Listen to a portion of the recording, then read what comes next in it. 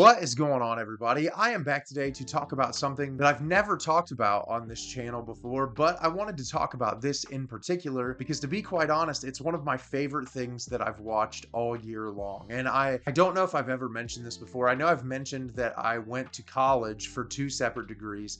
My first degree was in hospitality management, and my second degree was in film production. And I went to school for hospitality management because before I decided what I wanted to go to school for, I loved to cook. I grew up loving to cook. My grandmother really inspired me and made me interested in cooking as an art form. And we used to watch the Food Network a lot growing up. I think a lot about like Iron Chef America and Chop and a lot of the shows with a lot of the Food Network stars that really got me interested in cooking as a whole. And then as I grew up, I really enjoyed things on the Travel Channel like Man vs. Food and just kind of understanding like food as an art form and food and how it represents cultures. Food is such a beautiful thing, and it's really representative of our world as a whole and just the diverseness and the richness of cuisine and how you can go to different parts of the world and find so many different types of food and methods for cooking and seasonings and how they vary. And I just love food. I think it's so interesting how much food can be viewed as an art form. And I've never really talked about a cooking show per se on my movie review channel, but I think it's so interesting because a show like this is very cinematic. It's structured similarly to a narrative. And I talked about Chopped earlier on. Those are 40-minute episodes, but I feel like in Chopped, they try to, bring out personality and characteristics of the chefs on the show in order to make it feel like a structured narrative. In this show, I hadn't heard of it before, but I was really excited to watch it.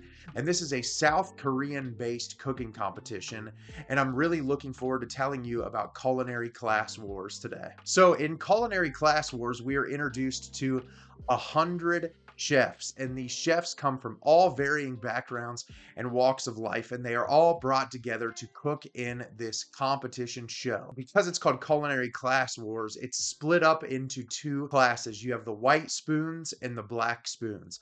The white spoons are well-renowned chefs that have been in the industry for a varying amount of years, but have all been nationally recognized for one reason or another, whether that be they run a Michelin star restaurant, they've cooked for the president, all different kinds of things, which puts them to another level when it comes to their culinary expertise. And then on the other end, you have the black spoons, who are up-and-coming chefs, people who have opened restaurants or may have gotten recognition here or there because of their accolades, but haven't necessarily risen to the standards of the white spoons. And in the entirety of the show, the number of chefs begins to whittle down to where we have white spoons versus black spoons, and then they eventually intermingle, and then they have to fend for themselves. And it's all about adapting to these competitions and creating competitions that showcase the pure skill of these chefs at an individual level. So like I said, this is one of my favorite things that I've watched all year long, and that is for a multitude of reasons.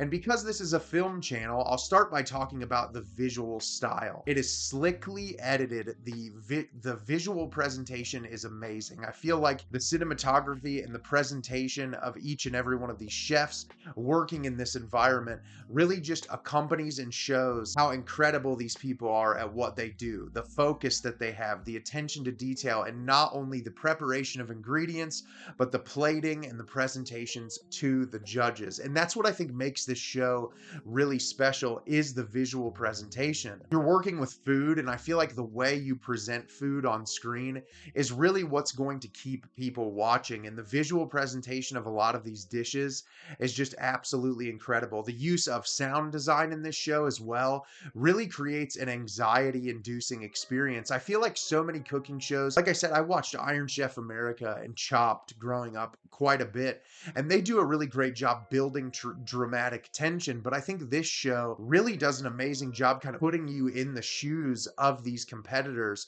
and feeling that kind of stress and anxiety level that they're experiencing firsthand. And it all takes that attention to detail from this production team to create an experience that makes it a really worthwhile watch. The other thing that makes this show so incredibly entertaining and engaging is the wide array of chefs that they have chosen. So this takes place in South Korea. And so you have a lot of South Korean people competing, but you have people from all different walks of life. You have people that specialize in Italian food, in Chinese food, American cuisine, just people from all over the place, which makes it really unique to kind of pit them all against each other. And they all have very interesting personalities. And you know, sometimes when you watch Chop, they try to bring out the most in people, but sometimes it doesn't necessarily work as far as showcasing their personality or giving you someone to root for. It was really difficult in this show to not root for everyone because their stories were all so unique and interesting. What was really fascinating about the show is the White Spoon chefs, you all knew them by their names. We knew them who they are because of their accolades, but the Black Spoon chefs were all called different nicknames. And it was really interesting to see some of these people and their backgrounds they came from. There was one chef, his name was Self-Made Chef, and he came from a background where he worked in a takeout restaurant for a really long time and has been kind of building his culinary expertise. And the dishes that he was making and watching them rival some of these White Spoon chefs, it was just incredible to see like how far passion can take you. There was a chef called Comic Book Chef who he learned everything from manga that he knew about cooking, and he modeled recipes off of what he saw in manga. And it was so cool to see like if you have passion and dedication for something, you can really let it show if you put the time and effort and energy into perfecting your craft. And then seeing some of these White Spoon chefs and the struggles that they've experienced throughout their career and all the different hurdles that they've had to jump over to get to where they are now as professionals. It was really amazing to hear all of their different backstories. The different challenges in this show were amazing. As someone who has watched so much competitive cooking throughout the years, there were some of the most creative and interesting challenges. And I don't want to go into detail because if this sounds interesting to you, it's on Netflix and I implore you to watch it because it's just such an amazing and engaging experience. But they would reveal these challenges and then they would add another thing to it and another thing to it to just make it the most competitive for these chefs. But I also love too that there were group challenges, and to see like the White Spoon chefs that are these people who have been in the industry a long time really butt heads and not be able to work collectively as a group as well because they're so used to being the alpha. They're so used to leading all of these other people.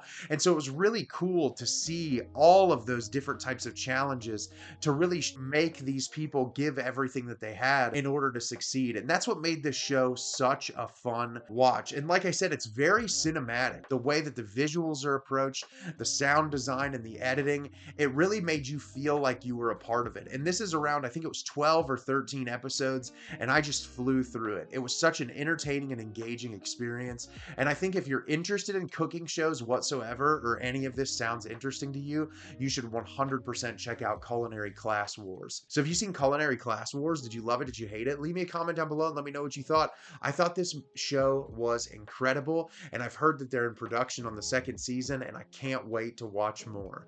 As always, if you can like the video and subscribe to the channel, helps me out a lot and lets me know the type of content you're looking for. I'm always putting out new material and look forward to getting more out for you in the near future. And as always, everyone, thank you so much for watching and have a great rest of your day.